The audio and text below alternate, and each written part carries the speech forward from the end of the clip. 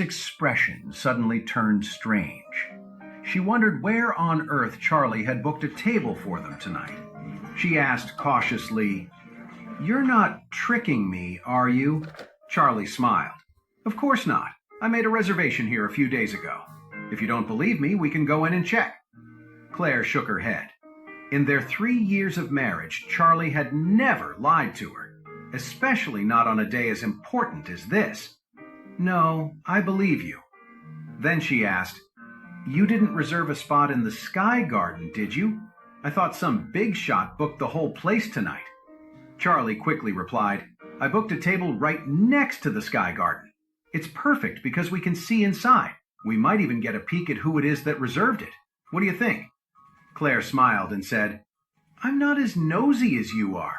With that, the two of them walked into the Aurelius Grand. Just as they were about to head upstairs, a woman's sharp voice called out, "Oh, Claire, what are you doing here?" Claire looked up and saw a young man and a woman walking toward them. The man was wearing a luxurious suit, and you could tell at a glance that he was some rich kid from a wealthy family.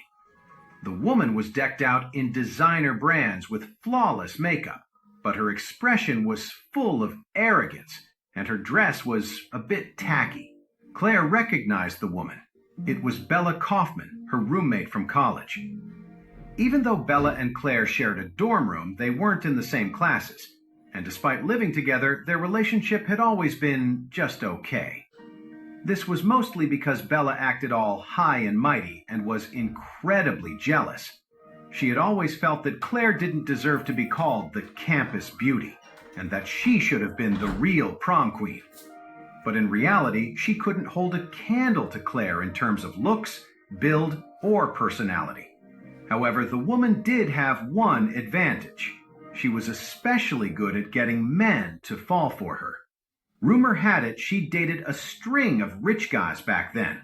Apparently, they were the ones who paid for all her expenses during her 4 years of college. Claire frowned. But since they were old classmates, she had to be polite. As they got closer, she forced a smile and said, "Bella, long time no see. My husband and I are here for dinner. What about you?" Bella said with a look of surprise. "Wow, what a coincidence.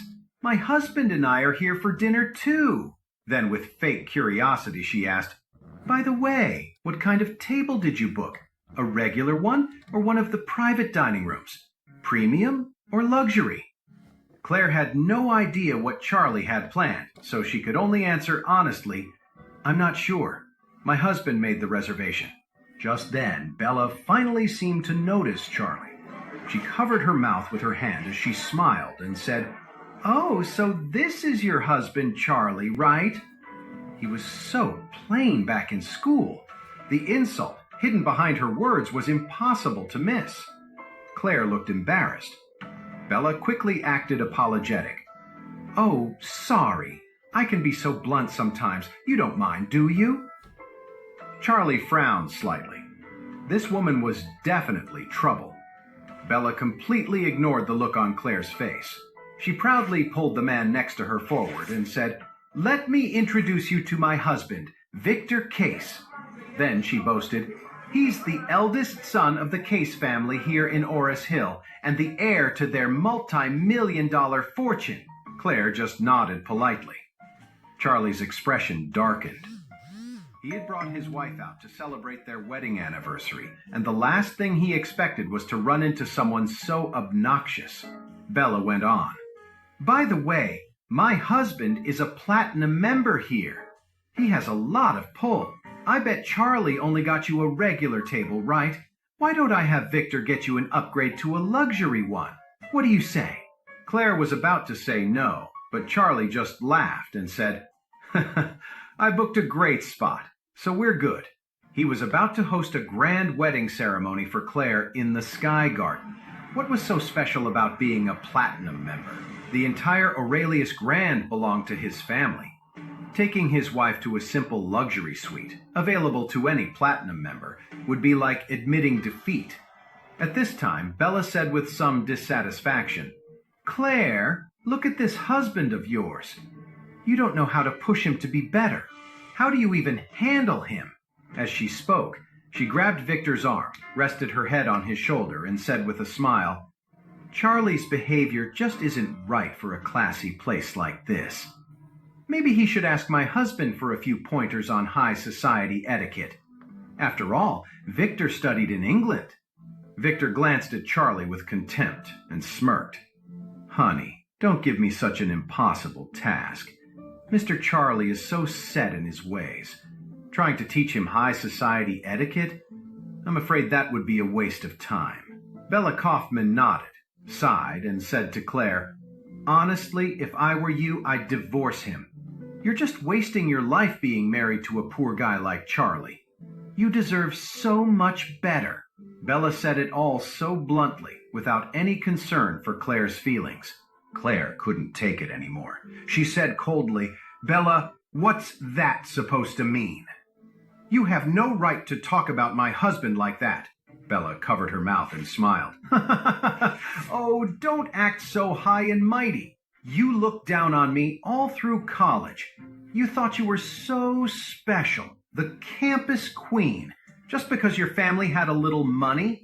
Now that you've married so poorly, you can't stand to hear me talk about it." Charlie was furious when he heard this. This Bella Kaufman, who was known for getting around in school, had used her looks to land a rich guy, and now she was acting like she was some kind of royalty. How dare she laugh at his wife? She was really asking for it. A surge of anger rose in Charlie's chest. He pulled out his phone and sent a text message to Isaac, the manager of the Aurelius Grand. "Send me everything you have on Bella Kaufman, Victor Case's wife. I need it in 3 minutes." When Bella saw Charlie just looking down at his phone without saying a word, she laughed even harder. "Look at your husband, Claire. I'm making fun of you, and he doesn't even have the guts to say anything back." Just then, Charlie's phone buzzed with a text from Isaac. "Sir, I've sent you the information on Bella Kaufman." Charlie read the long text message, then looked up at Bella and her husband, Victor. A small smile played on his lips as he asked, "I just got some interesting information. Would you two like to hear it?"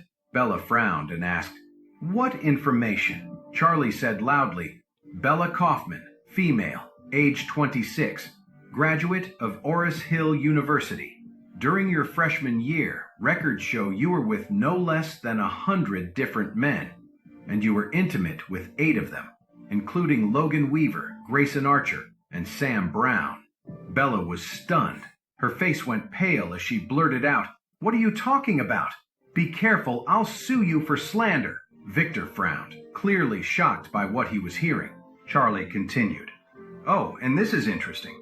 You were with 2 men at the same time on several occasions. One was named Noah Paxton, and the other was Levi Paxton. They seem to be brothers." Bella Kaufman in horror. "You're lying! You're making it all up!" Charlie didn't stop.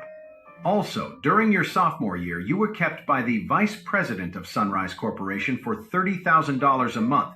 The relationship lasted for 3 years, with more than one health issue along the way.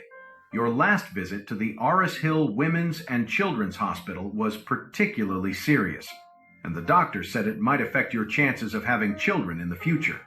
He then turned to Victor and asked curiously, "Mr. Case, if I'm not mistaken, you don't have any children yet, do you?" Victor's expression turned ugly. He glared at Bella and demanded, "What is he talking about?" Sweat poured down Bella's face as she said in a panic, "Victor, don't listen to him. He's just making things up. I gave myself to you for the first time. You know that." Charlie just smiled. "Don't worry, there's more. It gets even better."